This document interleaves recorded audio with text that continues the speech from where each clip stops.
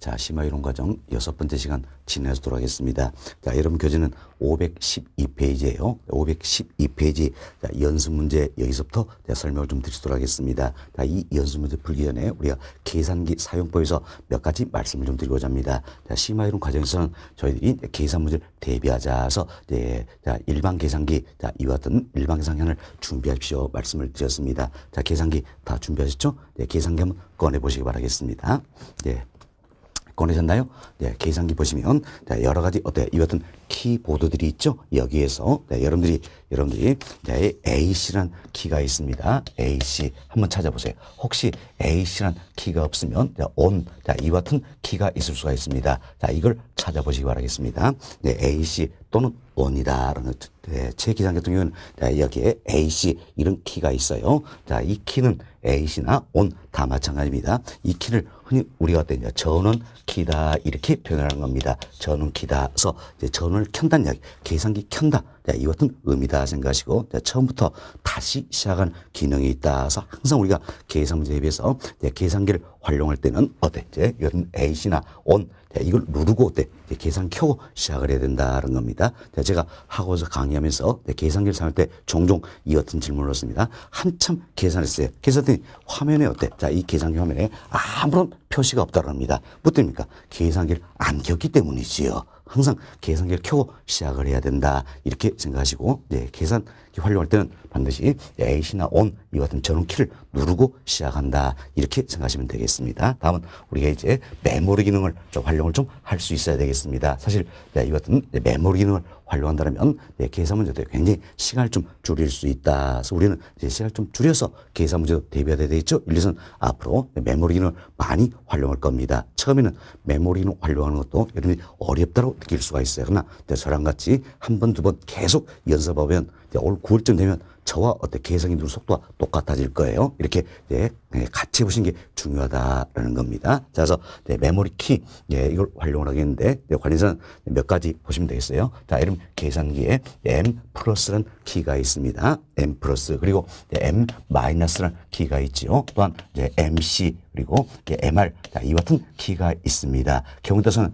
MC, MR 이 키 대신에 이제 MRC 자, 이와 같은 키가 있을 수가 있습니다. 사실 MC, MR 이 기능을 동시에 수행할 수 있도록 만드는 게 MRC 이 키가 되겠습니다. 그래서 계산기에 따라서는 M 플러스, M 마이너스, MC, MR 이 같은 키가 있을 수가 있겠고 계산기에 따라서는 M 플러스, M 마이너스, MRC 이런 키가 있을 수가 있다는 겁니다. 어느가 상관이 없습니다. 이때 간단히 이제 소개를 드리면 자, M은 뭡니까? 메모리. 저장하다, 기억하다 이런 뜻이에요. M 플러스 항은 더하기로 기억시킨다 이런 의미가 되겠고 M 마이너스는 마이너스로 기억시킨다 이런 의미가 되겠습니다. 다음 MC는 메모리 클린이에요. 메모리 클린. 그래서 이 계산기에 저장된 내용을 깨끗이 지워버린다. 자, 이런 기능이다 생각하시면 되겠습니다. 다음 MR은 메모리 리저트에서 기억된 결과를 살펴보자. 이렇게 생각하시면 되겠습니다. 그래서 이제 항상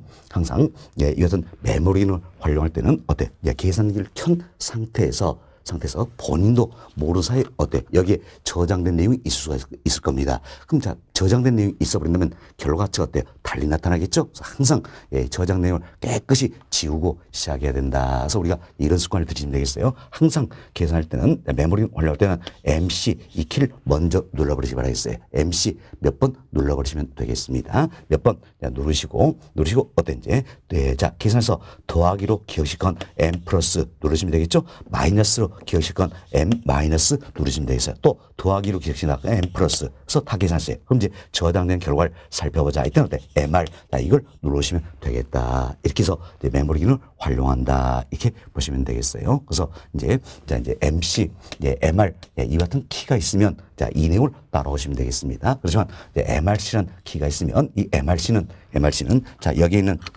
MC와 MR 이 기능을 동시에 수행하는 그 같은 키가 되겠습니다. 이 두 가지 기능을 동시에 수행한다. 그래서 최근에 나온 계산기는 MRC 이 키가 더 많이 들어 있습니다. 그럼 자, 동시에 수행을 하기 때문에 제가 MC 누르자 이때 사실 어땠지? 자, 본인 계산 키가 MRC였으면 MRC 이걸 누르시면 되는 겁니다. 다음 MR 누르자 할 때도 어때? MRC 이걸 누르시면 되겠다라는 겁니다. 사실 여러분 모두가 어때? MRC 이 같은 키가 있는 계산기를 가지고 있으면 제가 어때? 이제 MRC 그리고 MRC 이렇게 표현하면 아주 수월할 겁니다. 그렇지만 경우에 따라서는 이제 MC, MR 키가 있는 계산기에 있고 MRC가 있는 계산기에 있을 거란 이야기예요. 사실 이제 MRC 이렇게만 제가 계속 이야기해버리면 MC, MR 이렇게 키가 구성됐으면 이 둘 중에 어느 걸 눌러야 될지 혼동이 되실 거예요. 저는 이제 MC, MR 이같이 분리된 키가 있는 계산기 중심으로 여러분께 말씀을 드릴 겁니다. 그런데 MRC는 이렇게 있으면 제가 MC 누르려 해도 MRC 누르시면 되겠고 MR 누르려 해도 MRC 이걸 누르시면 되겠다. 이렇게 해서 따라오시면 되겠습니다. 자, 그럼 우리가 간단히 이런 예를 한번 들어보자는 이야기예요. 자, 100 곱하기 2가 있습니다. 100 곱하기 2 더하기 자, 200 곱하기 3 더하기 300 곱하기 5다. 자, 이걸 계산을 해보자는 이야기예요. 그럼 이걸 계산해서 우리가 흔히 이런 방법을 쓰겠죠. 먼저 100 곱하기 2 합니다. 얼마입니까? 200이죠. 200.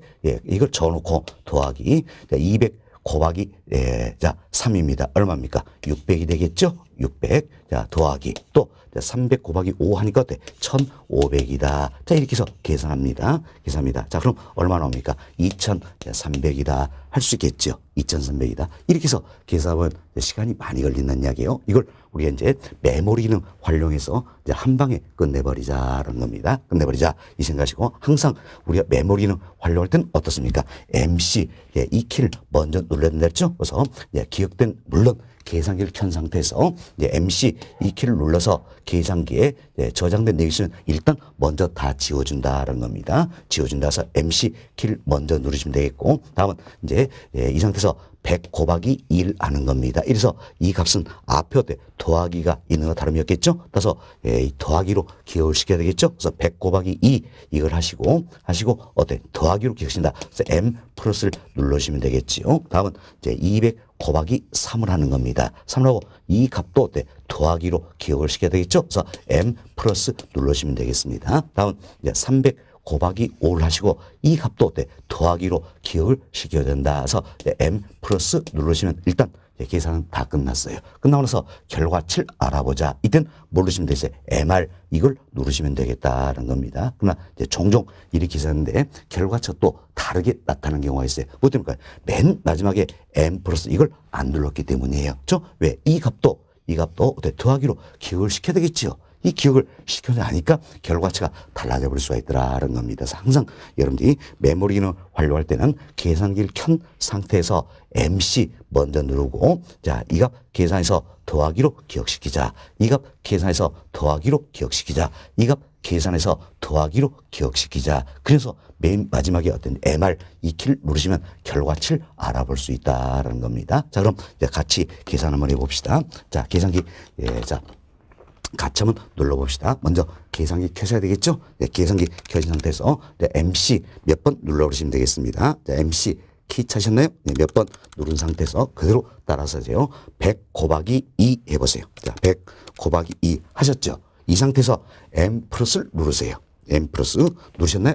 예. 자, 이 상태에서 200 곱하기 3 하는 겁니다. 200 곱하기 3 하셨죠? 다음 M 플러스를 눌러주세요. 자, 다음은 이제 300 곱하기 5입니다. 그럼 항상 마지막까지 자, 더하기로 기억을 또 시켜줘야죠. M 플러스를 누르시면 된다는 이야기예요. 자, 그래서 마지막까지 M 플러스 누르셨죠? 네, 이 상태에서 기억된 결과를 알아보자. 누르시면 되세요. MR 누르시면 되겠죠. 자, MR 한번 눌러보세요. 화면에 얼마 나옵니까? 2300이다. 이 값이 나오죠. 이렇게 해서 우리가 메모리는 활용한다면 이제 한 방에 그것을 낼 수 있다. 시간을 아주 주신 방법이에요. 그러나 처음에는 이 방법도 굉장히 어렵게 느낄 겁니다. 물론 여러분들이 메모리 기능 그동안 활용하신 분 계시겠죠? 대체로 활용을 많이 안 하신 분들이 많기 때문에 제가 한번 설명을 드렸어요. 이렇게 해서 꾸준히 연습하면 보면 굉장히 쉽게 계산할 수 있는 부분이다. 이렇게 생각이 좀 됩니다. 자, 이런 정도 말씀을 드리고, 자, 여러분 교재 512페이지에 나와 있는 연습 문제를 우리가 메모리를 활용해서 쉽게 한번 풀어보자라는 겁니다. 자, 이 연습 문제 한번 보겠습니다. 다음 자료를 활용하여 시선과의 조정을 통해 구한 감정평가액은 단 주어진 조건에 한한다. 결국 시선가액을 조정을 해보자. 우리 지난 시간에 배웠습니다. 시선가액 조정은 단순 산술평에서 한다 안 한다? 안 한다 그랬죠? 여러 가지 조건을 고려해서 가중치를 부여한다는 이야기여서 가중평균에서 시선가액 조정한다. 이와 관련된 계산 기출문제가 되겠습니다. 자, 첫 번째 점을 보세요.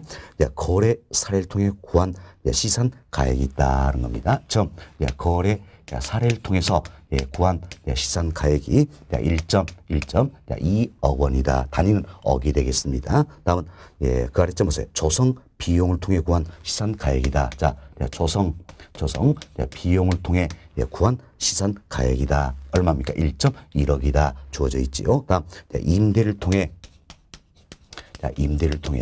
구한 시선가액이다. 1.0억 원이다. 이렇게 주어져 있습니다. 다음 그 아래점 보세요. 시선가액 조정 방법입니다. 가중치를 부여하는 방법이다. 결국 가중치를 부여한다는 이야기는 가중평균에 의해서 시선가액 조정을 해보자. 이런 의미가 되겠지요. 그 아래점 보세요. 가중치가 나와 있죠. 원가 방식 20%다. 그럼 이 셋 중에 원가 방식이 어디에 해당될 것인가? 이걸 찾으면 되겠죠. 자, 원가 방식은 원가, 즉 비용이 얼마 들었냐, 이와 관련이 다르죠. 조성 비용을 통해 구한 시선가액이다. 이게 원가 방식이 적용되겠지요. 가중치 얼마입니까? 20%를 부여하겠다라는 겁니다. 다음 보세요. 비교 방식입니다. 비교 방식은 시장에서 거래했던 사례와 비교하는 거죠. 그래서 거래 사례 이와 관련되어 있다. 이렇게 생각하시면 되겠습니다. 그래서 우리 지난 시간에 다 배웠습니다. 이제 시장성의 원리에 기초하는 평가 방식이 뭡니까? 비교 방식이다. 비교 방식 여기서 가액을 구할 때는 거래 사례 비교법 활용한다 그랬지요. 됐습니다. 자, 그럼 가중치 얼마입니까? 50%다라는 겁니다. 자, 그리고 그다음 보세요. 수익 방식이다. 자, 수익 방식은 어떤지 임대료를 통해 구한 시장가 이와 관련되겠지요. 왜? 자, 수익 방식은 수익성 있는 부동산에 적용하죠. 가장 대표적인 뭡니까? 임대용 부동산이다라는 겁니다. 그래서 임대료 이와 관련되어 있다. 여기에 가중치 30%를 보유한다. 이렇게 생각하시면 되겠습니다. 자, 그럼 여러분들이 이 부분도 문제를 빨리 풀고 실수하지 않기 위해서는 반드시 어떻습니까? 반드시 주어진 조건을 보면서 1.2억, 1.1억, 1.0억 이다. 이 옆에다가 가중치를 이렇게 빨리 적어버리시면 되겠다라는 겁니다. 이제 가중치를 적어놓고 가중평이 뭡니까? 바로 가중치 이걸 곱해 주는 거지요.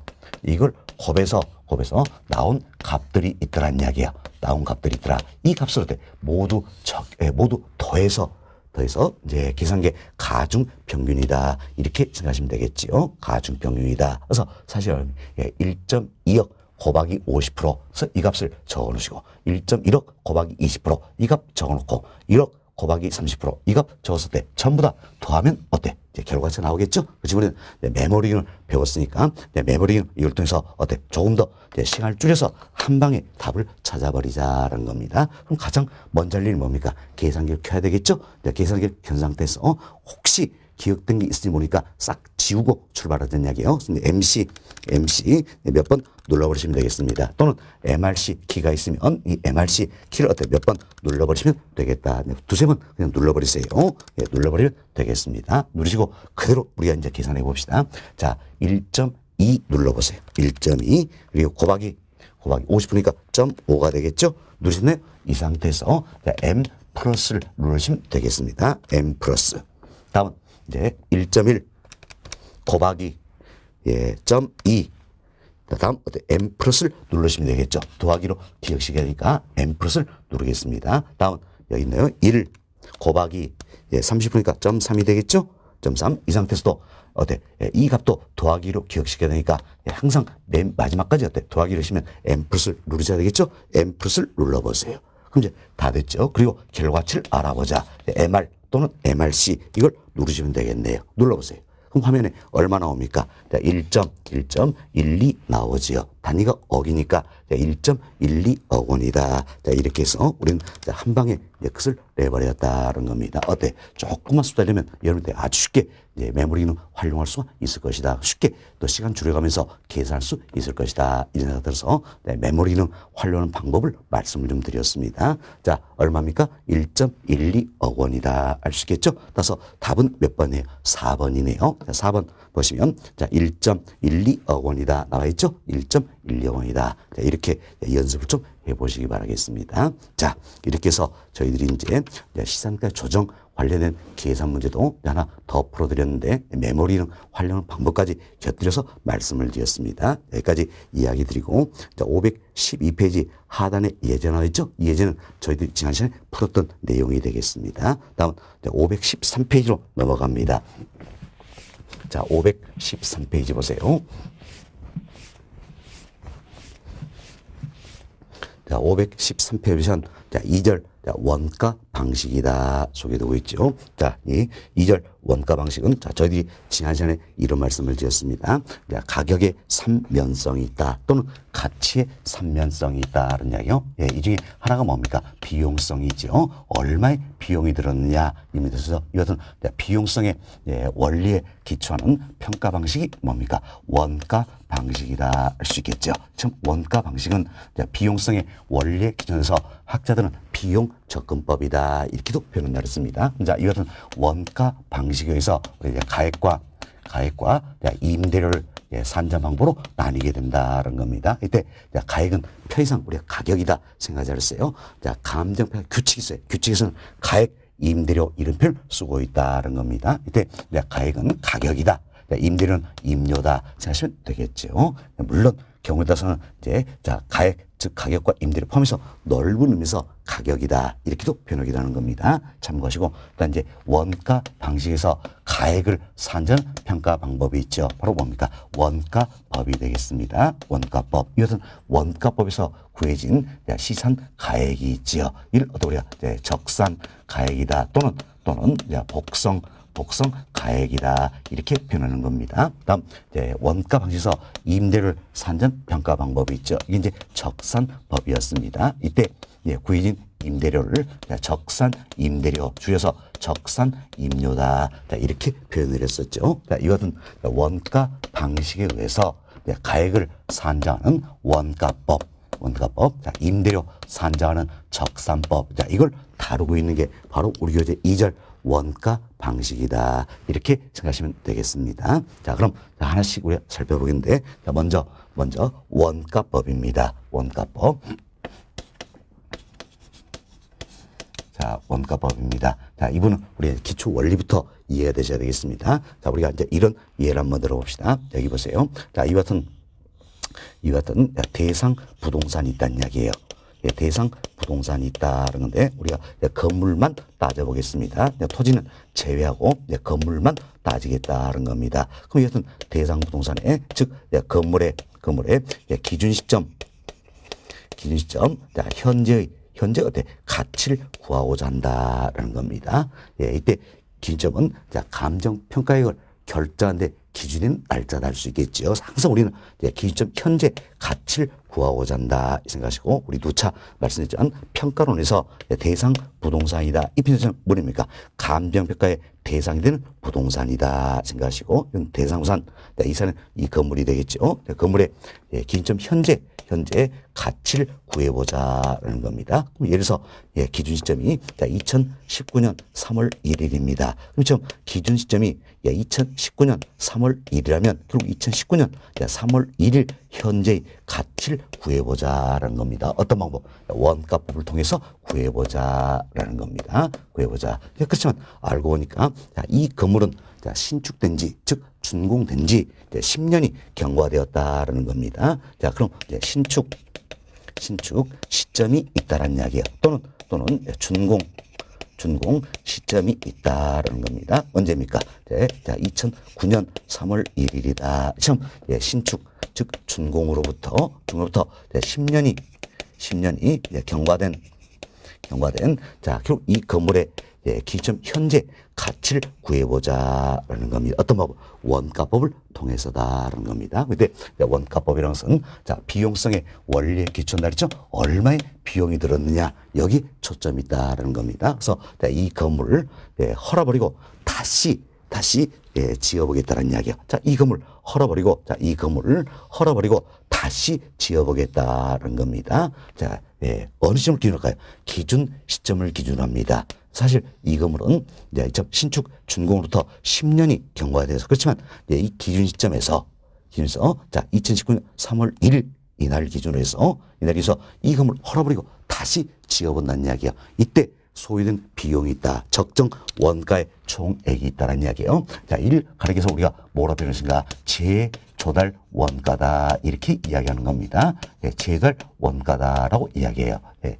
이거 뭡니까? 다시 조달 생산한 이야기죠. 그럼 다시 생산했을 때 소요되는 적정 원가의 총액이다. 다시 생산했을 때 소요된 비용이다. 이렇게 생각하시면 되겠습니다. 자, 그럼 재조달원가는 어느 점을 기준으로 구할 것인가? 여기 잘 보세요. 우리 재조달원가는 어느 점 기준할 것인가? 기준 시점을 기준한다는 이야기예요. 자, 예를 들어서 2019년 3월 1일이 기준 시점이라면 2019년 3월 1일 현재 자, 이 건물을 헐어버리고 똑같이 다시 지어보겠다는 이야기예요. 이때 소요된 비용이 있다. 적정 원가의 총액이 있다. 이걸 뭐랍니까? 재조달 원가다. 이렇게 표현한다는 이야기예요. 그래서 재조달가는 항상 기준 시점을 기준해서 산정을 하게 된다는 겁니다. 기준점을 기준한다 생각하시고 자, 다시 조달하는 겁니다. 생산하는 거예요. 이 건물을 다시 지어보겠다는 이야기예요. 이때 소요되는 적정가의 총액 비용이 되겠죠. 그래서 다시 생산해내니까 신축이라 할 수 있겠죠. 그래서 긴 시점에 있어서 표준적인 신축 원가를 말한다. 이렇게 보시면 되겠어요. 그래서 두 가지 조심하셔야 됩니다. 재조달 원가라는 것은 어느 점을 기준합니까? 기준 시점을 기준한다. 다음 표현적인 신축 원가라는 이야기예요. 자, 중고상태 원가 아니죠. 신축 원가다. 그래서 재조달원가는 자, 기준 시점을 기준한다. 자, 취득 시점, 신축 시점 아니죠. 기준 시점을 기준한다 생각하시고 표현적인 신축 원가다. 자, 중고상태 원가 아니죠. 신축 원가다. 이렇게 보시면 되겠어요. 그래서 재조달 원가는 기준 시점에서의 표현적인 신축 원가다. 이렇게 생각하시면 되겠습니다. 자, 그럼 우리가 이제 여기 봅시다. 2019년 3월 1일 기준으로 가능했습니다. 그럼 2019년 3월 1일 현재 이 건물을 헐어버리고 똑같이 다시 짓는데 비용이 얼마 들 것인가 계산하니까 50억이더라는 이야기예요. 50억. 그럼 결국은 50억이 바로 뭡니까? 재조달 원가가 된다. 재조달원가는 어느 점 기준했습니까? 기준 시점을 기준으로 산정했죠? 신축 원가다 생각하시면 되겠어요. 그렇지만 사실 이 건물은 자, 신축된 지, 즉 준공된 지 10년이 경과했다는 이야기예요. 그럼 10년이 경과한 만큼 이 건물에 가치 하락분이 있을 거란 이야기예요. 사실 50억은 새로 지었을 때잖아요. 그렇지만 10년이 경과했으니까 10년이 경과한 만큼 이 건물에 가치 하락분이 있다. 그럼 50억 여기서 가치 하락분 이걸 빼버리자는 이야기예요. 만약에 건물의 가치 하락분이 10억이라는 이야기예요. 그럼 10억 이걸 빼버리면 얼마가 됩니까? 40억이 되겠다는 겁니다. 자, 잘 보세요. 50억은 자, 이 기준 시점에 있어서 새로 건물을 지었을 때 소요된 비용이란 이야기예요. 비용이다. 그렇지만 이 건물은 신축, 즉 준공된 지 10년이 경과했던 이야기. 그럼 10년이 경과한 만큼 가치하락분이 있다는 이야기. 그럼 가치하락분을 여기서 빼주는 이야기. 왜? 50억은 신축 원가니까 여기에서 이제 가치하락분이 있다. 이걸 빼주는 이야기예요. 빼주자. 그럼 10억이라면 빼주면 어떻습니까? 40억이 되겠죠. 이 40억이다. 이렇게 해서 평가하는 방법이 바로 원가법이에요. 자, 이때 50억은 재조달 원가가 되겠죠. 그리고 감액할 요인이 있으면 빼주겠다라는 이야기예요. 빼주겠다. 이게 결국 뭡니까? 감가, 누계액이다. 이렇게 생각하시면 돼요. 감액할 요인들이 되겠죠. 감가, 누계액이다. 이걸 빼주면 어때? 우리는 이제 40억. 자, 즉 적산 가액을 산정할 수가 있다는 겁니다. 적산 또는 복성 가액을 산정하게 된다. 이렇게 보시면 되겠어요. 밑에 재조달 원가에서 감액할 요인이 있으면 어때? 빼주겠다는 이야기예요. 자, 감가 누계를 빼주겠다. 그래서 가액을 적정화시키겠다는 겁니다. 참 제달 원가에서 감액값을 빼주겠다. 왜 그렇습니까? 제달가는 신축원가죠. 신축원가니까 당연히 이 사례처럼 10년의 경우가 있으면 그만큼 가치 손실이 있다는 이야기예요. 그럼 이걸 빼주겠다는 이야기예요. 그래서 가액을 적정화시키겠다. 이 과정을 가르쳐서 우리가 뭐라 그러실까? 감가 수정이다 이렇게 표현한다는 겁니다. 자, 혹시 여러분들이 그동안 감가상각이다 이런 말씀 많이 들어보셨죠? 감가상각은요 회계상 용어고 감정평가에서는 감가수정이다 이렇게 표현하는 겁니다. 결국은 원가법이라는 것은 이처럼 제달 원가를 구해내고 감액을 빼주겠다라는 이야기예요. 빼주다. 그리고 감가수정이라는 과정을 거쳐서 가액을 적정화하겠다는 거면서 적상 가액을 산정하는 게 바로 원가법이다. 이렇게 원리를 잘 이해하시면 되겠습니다. 자, 먼저 뭘 구하는 겁니까? 제달 원가를 구하는 거죠. 제달 원가를 구해내고 여기에서 감액을 여기서 빼주겠다라는 해서 감가수정이란 과정을 거쳐서 적상 가액을 산정해낸다. 이게 원가법이다. 이렇게 생각하시면 되겠어요. 그리고 원가법의 큰 테마는 두 가지가 들어있지요. 하나는 뭡니까? 제달 원가를 우리가 먼저 산정할 수 있어야죠. 다음은 감가수정이라는 과정이 있어야 된다. 그래서 원가법의 큰 테마는 두 가지다. 제달 원가, 감가수정이다. 이렇게 생각하시고 여러분 교육통에서 의의부터 간단하게 살펴보도록 하겠습니다. 자, 여러분 교재 봅시다. 교재 보시면 자 513페이지예요. 자, 1번 챕터입니다. 자 1번 챕터 보시면 원가법이다 나와 있죠. 굉장히 중요한 부분입니다. 원가법 옆에다가는 자, 별표 10개 해두시기 바라겠습니다. 별표 10개. 최근 5개월 동안 원가법은 10문제나 연관돼서 출제되었다 이런 의미가 되겠죠. 굉장히 중요한 부분이다 생각하시고 자 먼저 양호리 1번 자, 원가법의 의미입니다. 이미 우리 기초원리 다 설명드렸죠. 첫 번째 줄 한번 보세요. 첫 번째는 자, 원가법이란 대상 물건의 제달 원가의 감가수정하여 대상 물건의 가액을 산정하는 감정평가 방법을 말한다는 거죠. 대상 물건의 제달 원가를 먼저 구하는 거죠. 여기에 감가수정 과정을 거치겠다 해서 대상 물건의 가액을 산정하는 평가 방법을 말한다 생각하시고 여기도 여러분들이 감가수정 여기에 동그라미 쳐주시기 했어요. 우리 시험은 감가수정이다. 여기 괄호 이렇게 해놓고 들어갈 말로 옳은 것은 이렇게 문제가 또 있었다라는 겁니다. 그래서 이처럼 제달 원가에 뭐라는 겁니까? 감가수정을 하여 대상 물건의 가액을 산정하는 평가 방법이 원가법이다. 이렇게 이해하시면 되겠습니다. 그리고 그 아래줄을 보세요. 중간쯤에 원가법에 따라 산정된 가액을 말한다. 이처럼 원가법에 따라서 산정된 가액이 있죠. 이게 바로 뭡니까? 적산 가액이다 또는 복성 가액이다 할 수 있겠지요. 그리고 그 아래 박스를 보세요. 박스 보시면 우리가 지금까지 설명한 내용이죠. 제달 원가에서 감가 누계를 빼준다는 이야기예요. 그리고 감가수정 과정을 거쳐서 우리는 적산 또는 복성 가액을 산정을 하게 된다. 이렇게 생각하시면 되겠습니다. 됐습니다. 자, 여기서 의의는 말씀드렸고 다음은 원가법의 큰 테마는 두 가지에 따랐어요. 하나는 뭡니까? 제달 원가라는 거지요. 또 하나는 감가수정이라는 것이다. 라는 겁니다. 이건 테마에 대해서 하나씩 설명드리는데 먼저 제달 원가입니다. 제달 원가. 자, 제조달 원가다. 자, 이와 관련해서는 네 가지가 정리하셔야 됩니다. 먼저 제달 원가의 의의, 그리고 제달 원가의 종류가 있습니다. 다음 제달 원가의 산정, 자, 기준이 있지요. 산정 기준. 다음 제달 원가를 산정하는 방법.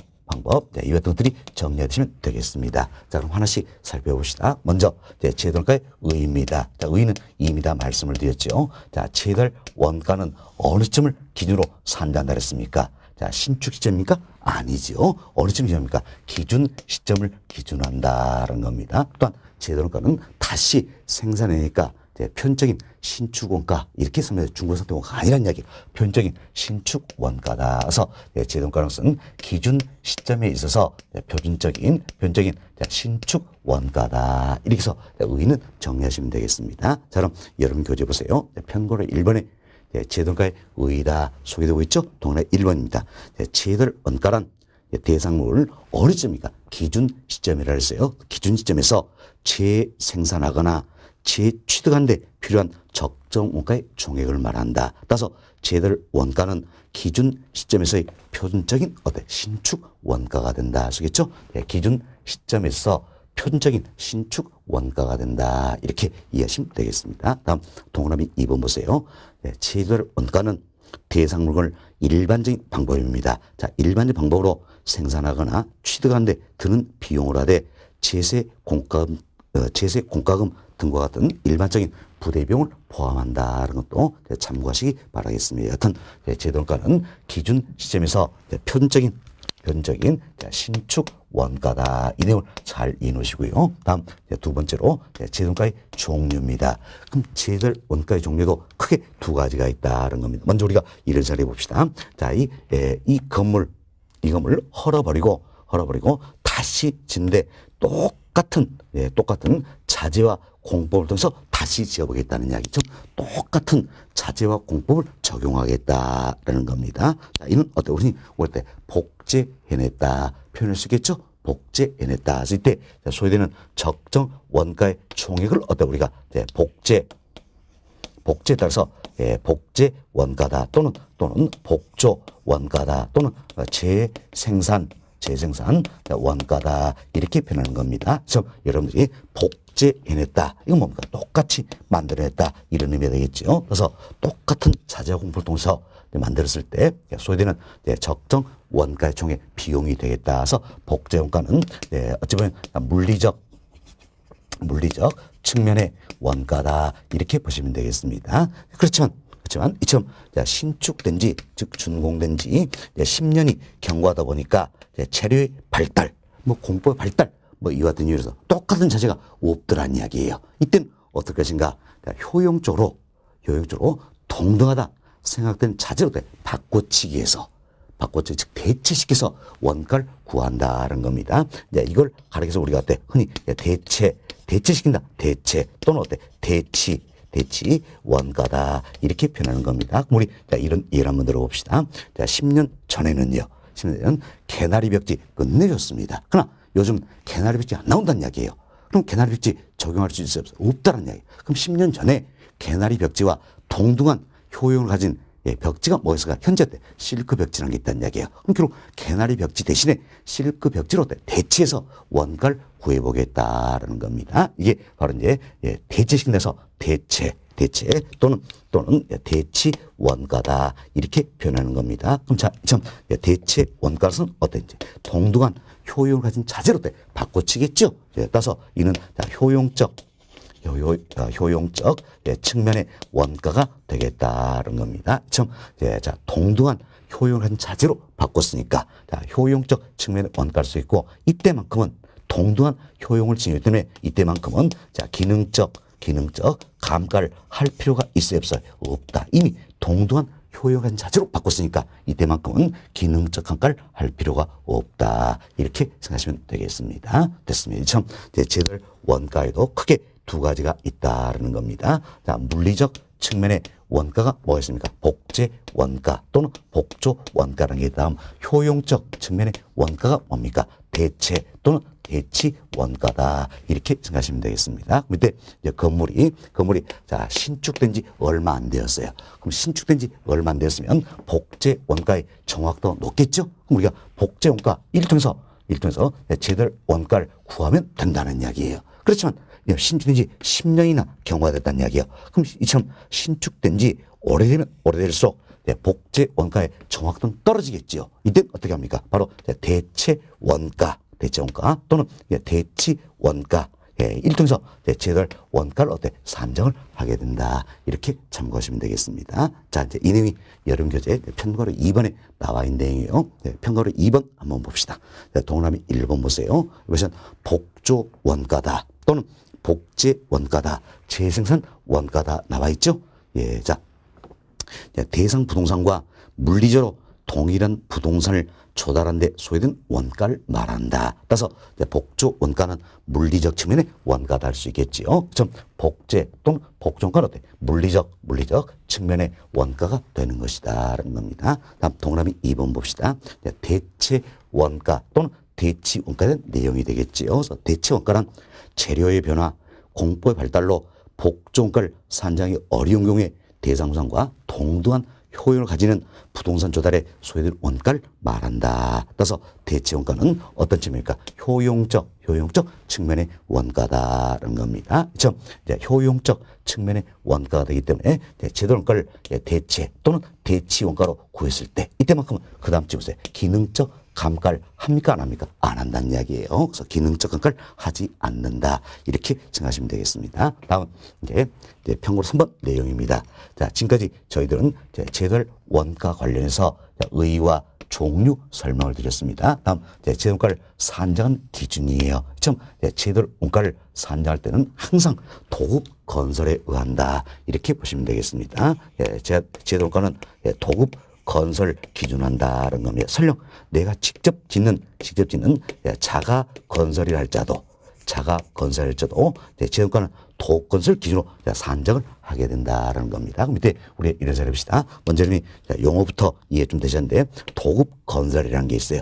그럼 도급건설은 뭘 얘기하신가? 자, 이 건물을 짓고자 하는데 내가 직접 짓는 게 아니라 건설업자에게 맡기겠다는 이야기예요. 이게 도급준다. 도급건설이다. 생각하시면 되겠습니다. 그럼 이때 나는 공사를 발주한 사람, 맡긴 사람이지요. 맡긴 사람. 따라서 나는 뭐가 되는 겁니까? 도급인이 되는 것이다. 이렇게 생각하시고, 자, 공사를 맡아서 건물 짓는 건설업자 있겠죠? 건설업자는 뭐가 되는 겁니까? 수급인이 되는 것이다. 이렇게 생각하시면 되겠습니다. 나는 공사를 맡긴 사람, 발주한 사람이니까 도급인이 되겠고, 공사를 맡아서 하는 건설업자는 수급인이 되겠다. 이렇게 생각하시면 되겠어요. 그럼 참 도급건설의 경우에는 결국 도급인과 수급인이 다르다 할 수 있겠죠. 반면 자가건설이라는 게 있어요. 자가건설은 내가 직접 짓는 것이다. 이렇게 생각하시면 되겠어요. 내가 직접 짓는 것이다. 그럼 내가 직접 짓기 때문에 내가 나에게 발주했다 할 수 있겠죠. 이때는 내가 도급인이 되고 내가 수급인이 되는 것이다. 이렇게 참고하시면 되겠습니다.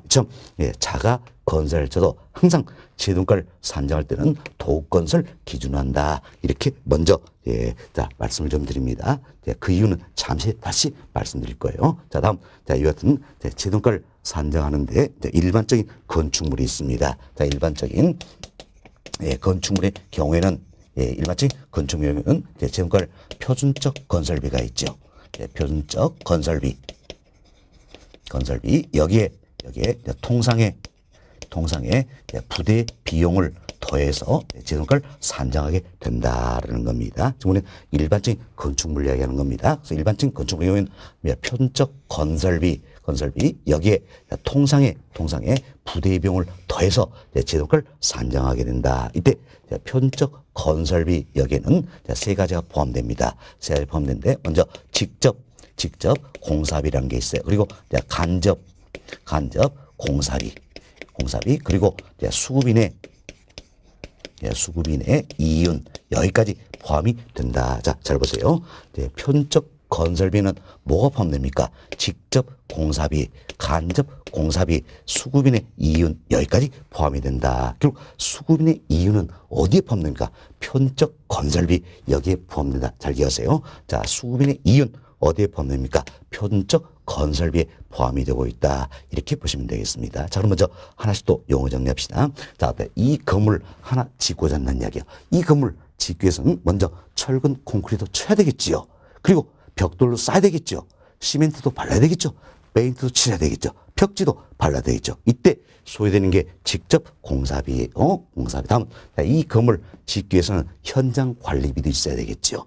안전 관리비도 있어야 되겠죠. 이와 같은 것들이 간접 공사비가 되겠다는 겁니다. 또한 이 건물 실제로 짓는 건설업자도 적절한 이윤이 있어야 되겠지요. 그렇죠? 그럼 수급인도 적절한 이윤이 있어야 한다. 그래서 수급인의 이윤이다. 이렇게 보시면 되겠어요. 그렇죠? 표준적 건설비는 직접 공사비, 간접 공사비, 수급인의 이윤 여기까지 포함이 된다 생각하시면 되겠습니다. 그럼 우리가 이를 살펴봅시다. 자가 건설입니다. 자가 건설은 내가 직접 짓는 거죠. 그럼 내가 직접 짓는다 할지라도 나 자신도 적절한 이윤이 있어야 없어요? 있어야 되겠죠. 왜? 내가 이 건물 짓고 있다면 다른 일을 못 하잖아요. 그렇죠? 그럼 나 자신도 적정한 이윤이 있어야 된다라는 거. 그럼 내 자신의 적정한 이윤을 반영하기 위해서 자가 건설자도 결국 뭡니까? 도읍 건설에 준해서 처리한다. 그래서 어때? 수급인의 이윤이라는 걸 반영을 하게 된다. 이렇게 생각하시면 되겠습니다. 여튼 이제 편적 건설비에는 직접 공사비, 간접 공사비, 수급인의 이윤이 포함된다 생각하시고, 다음은 통상의 부대 비용이에요. 통상의 부대 비용이라는 것은 결국은 도급인이 도급인이 따로 부담하는 비용이다. 이렇게 생각하시면 되겠습니다. 뭐 감독비라든지 등기비라든지 도급인이 따로 부담하는 게 통상의 부대 비용이다 생각하시고, 자, 일반적인 건축물의 경우에는 자, 이 같은 편적인 건설비 여기에 통상의 부대 비용을 더해서 때 재정가를 산정하게 된다. 이렇게 보시면 되겠습니다. 다음 토지입니다. 토지는 자, 재조달, 재생산이 됩니까 안 됩니까? 안 되지요. 토지는 재생산이 안 되기 때문에 재조달 원가를 산정할 수 있어요 없어요? 없다라는 겁니다. 참 토지는 재생산이 안 되기 때문에 재조달 원가를 산정할 수가 없다. 그럼 토지는 원가법 적용이 됩니까 안 됩니까? 안 된다는 이야기예요. 토지는 원가법 적용되지 않는다. 이게 어쩌면 원가법의 치명적인 단점이다 할 수 있겠지요. 그래서 토지는 원가법 적용되지 않는다. 그래서 우리가 사례를 들어 설명드릴 때도 토지는 제하고 지금 건물만 가지고 이야기했던 겁니다. 그래서 토지는 원가법 적용되지 않는다. 왜?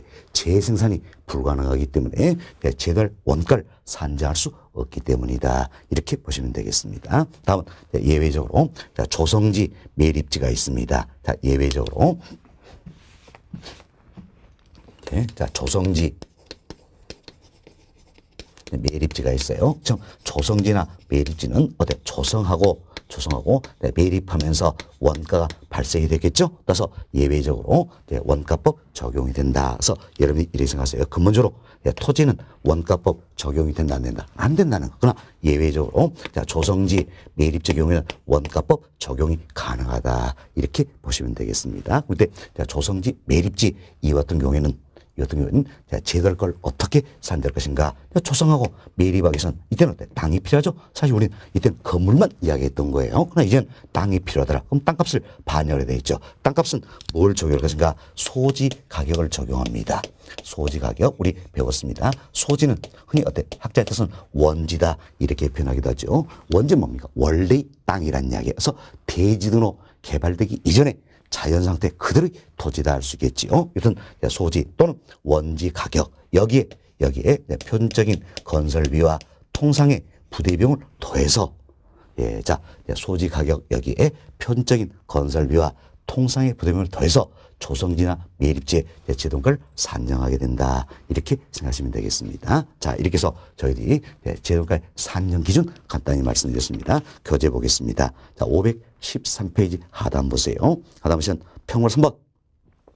자, 재조달 원가의 산정 기준이 나와 있죠. 동그라미 1번 봅시다. 도건설 기준한다. 재조달 원가를 산정할 때는 항상 도건설 기준한다 그랬지요. 자각 건설의 경우에도 재조달 원가는 도읍 건설한 경우에 준하여 처리한다. 설령 내가 직접 짓는 자가 건설할자도 재원가는 뭘 기준합니까? 도읍 건설 기준한다. 이렇게 보시면 되겠습니다. 다음 동그라미 2번 보세요. 자, 일반적인 건축물입니다. 자, 일반적인 건축물의 경우에는 표준적 건설비에 통상의 부대 비용을 더해서 재원가를 산정하게 된다. 기억번 편적 건설비에는 직접 공사비, 간접 공사비, 수급인의 이윤이 포함된다. 잘 기억하셨죠? 수급인의 이윤은 어디에 포함된 겁니까? 표준적 건설비에 포함된다. 이렇게 보시면 되겠습니다. 다음 페이지로 넘어갑니다. 다음 페이지 보시면 동그라미 3번. 자, 토지는 재생산이 불가능하므로 재도량가를 산정할 수 없다. 따라서 원가법 적용이 곤란하다. 치명적인 단점을 했죠? 토지는 재도량 원가를 산정할 수가 없다. 원가법 적용이 곤란하다는 겁니다. 그렇지만 예외적으로 동료 4번 조성지 매립지 경우는 원가법 적용이 가능하다. 이렇게 보시면 되겠습니다. 다음 평균 4번 내용이에요. 평균 4번은 제도원가를 산정하는 방법이다라는 건데 이처럼 제도원가를 산정하는 방법 여기도 크게 우리가 직접법과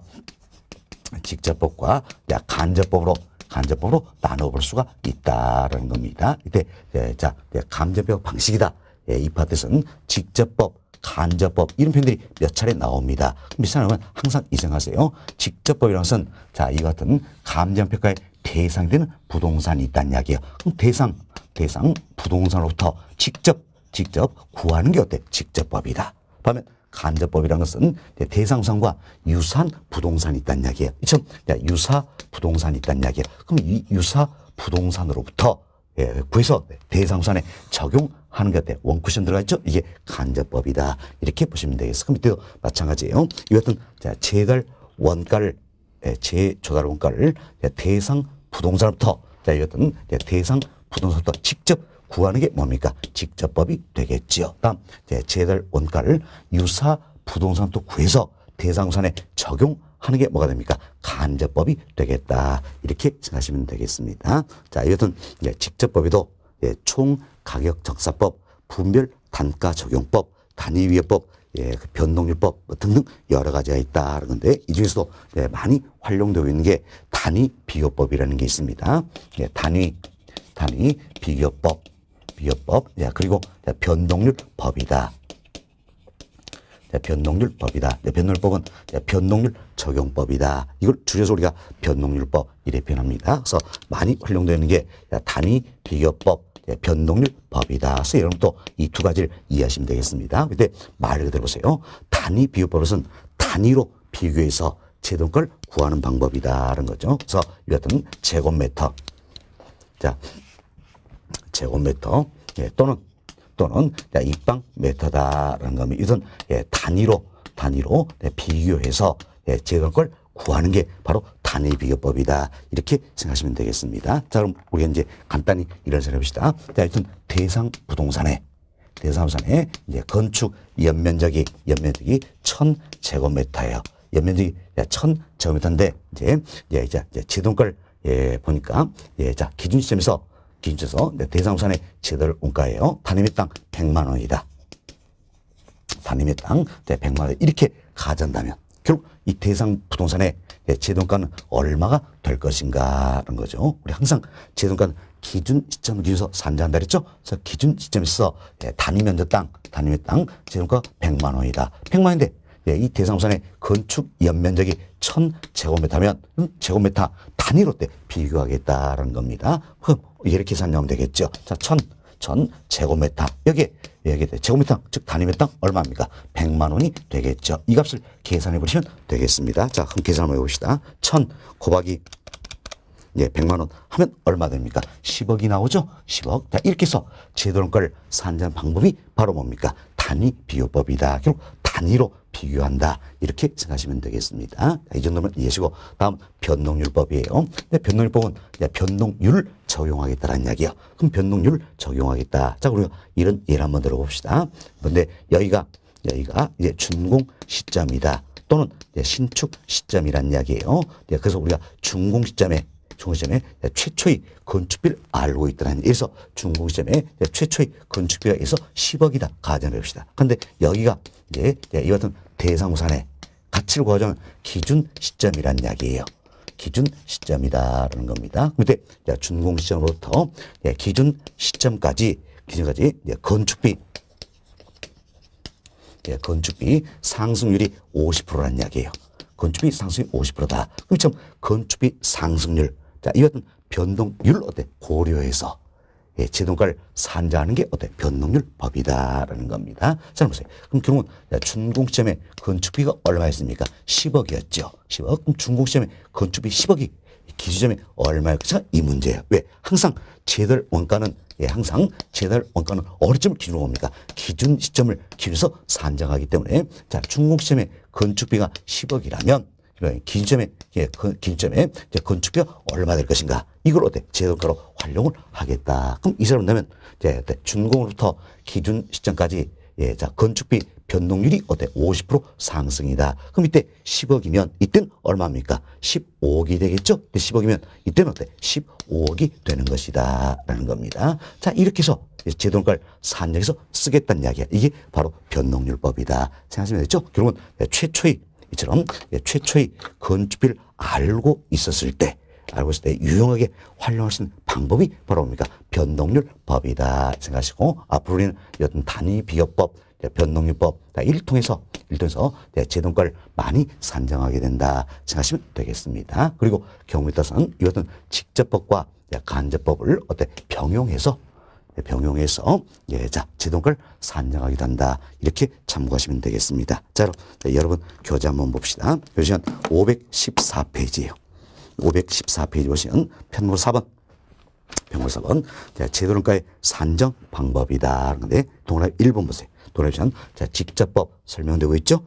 직접법이란 대상 부동산으로부터 재정가를 직접 구하는 방법이다. 여기도 기억번 총가격 적산법, 니은번 분별 단가 적용법, 디귿번 단위비교법, 리을번 변동률 적용법 등이 있다 생각하시고 우리가 단위비교법, 변동률법 2분을 이해하자 그랬습니다. 그래서 디귿번 보세요.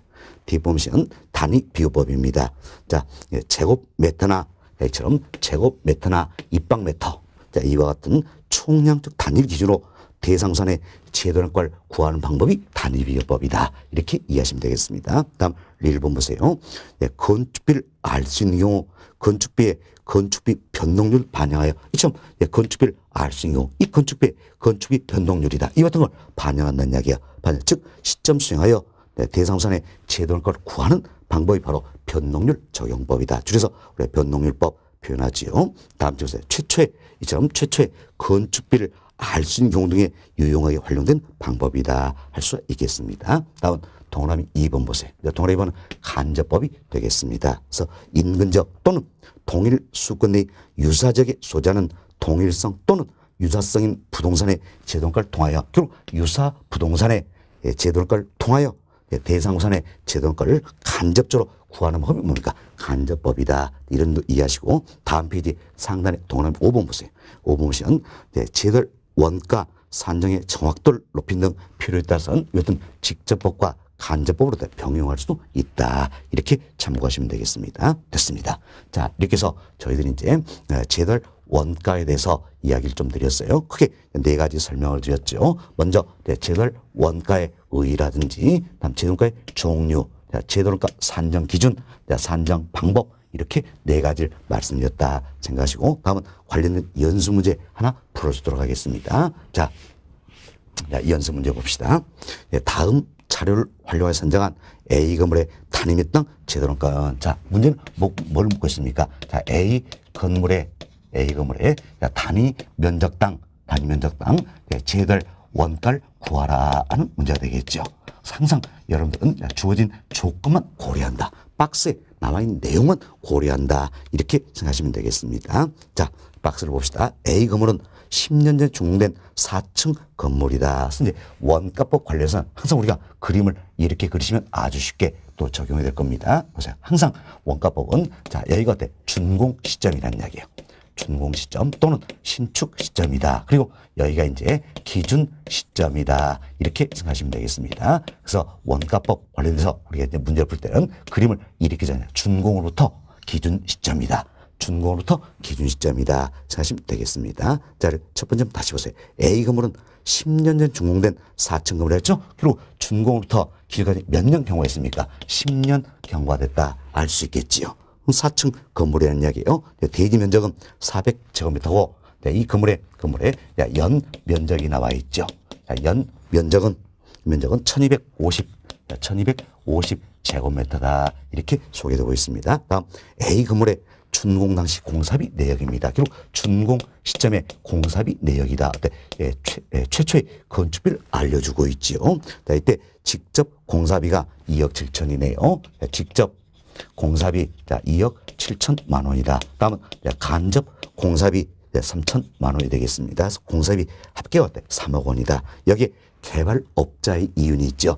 개발업자의 이윤, 자, 개발업자의 이윤이죠. 이게 결국 뭐라고 합니까? 수급인의 이윤을 의미하는 것이다. 여러분이 이 생각하시면 되겠어요. 자, 개발업자의 이윤은 결국 수급인의 이윤이다. 생각하시면 되겠죠? 얼마입니까? 6천만 원이다. 그럼 여기는 직접 공사비, 간접 공사비, 개발업자의 이윤, 여기까지 반영을 하니까 총 얼마입니까? 3억 6천이 된다. 그 얘기죠. 다음 10년 전 건축비 지수가 100입니다. 자, 10년 전. 자, 그럼 준공 시점에 건축비 지수가 100이고요. 다음 이제 기준 현재 건축비 지수는 어때? 135다라는 겁니다. 그럼 결국 우리 이 내용을 통해서 자, 준공 시점에 건축비 지수는 100이지요. 100인데 이제 기준 시점에서 이제 건축비 지수는 135란 이야기예요. 그럼 어때? 준공으로부터 기준 시점까지 건축비가 어떻습니까? 100에서 135니까 35% 상승했다는 걸 알 수 있겠지요.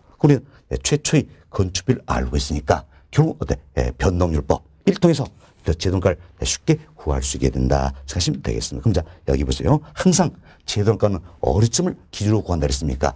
준공 시점입니까? 기준 시점입니까? 그렇죠. 기준 시점을 기준한다. 그럼 기준 시점에 있어서, 자, 이 시점에 있어서 우리가 쟤들 원가를 산다는데 일반적인 건물의 경우에는 자, 지금 이 사례도 뭡니까? 건물이죠. 건물의 경우에는 재정가를 어떻게 구합니까? 표준적인 건설비 여기에 통상의 부대 비용을 더해서 재정가를 산정해야 된다. 그럼 표준적인 건설비는 뭐가 받습니까? 직접 공사비, 간접 공사비, 수급인의 이윤 여기까지 포함된다는 거. 그럼 주어진 조건을 보니까 어때? 직접 공사비, 간접 공사비, 수급인의 이윤 포함한 게 어때? 3억 6천이죠. 그럼 자 보세요. 이제 직접 공사비, 간접 공사비, 수급인의 이윤 이 세 가지를 포함한 게 이 시점에서 얼마입니까? 3억 6천이라는 이야기야. 그럼 준공 시점에서 이 세 가지를 포함한 게 3억 6천이면 재정가 기준점을 기준할 때 기준점의 이 값이 얼마일 것인가 이걸 생각하시면 되겠지요. 물론 이 사를 보니까 통상의 부대 비용은 있습니까 없습니까? 없다.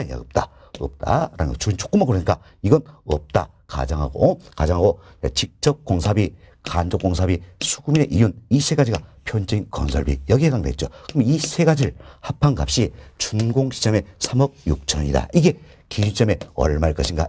왜? 항상 재정가는 기준 시점을 기준해서 산정하기 때문이다라는 겁니다. 그럼 자 보세요. 이제 자 준공 시점에 3억 6천이 기준점에 얼마일 것인가? 이때 우리 이제 최초의 건축비를 얻으니까 건축비 변동률 이걸 반영하면 되겠죠? 반영하면 된다는 겁니다. 자, 그래서 이제 자 최초의 건축비 얼마입니까? 3억 6천이지요. 자, 동그라미 6개 떼버렸습니다.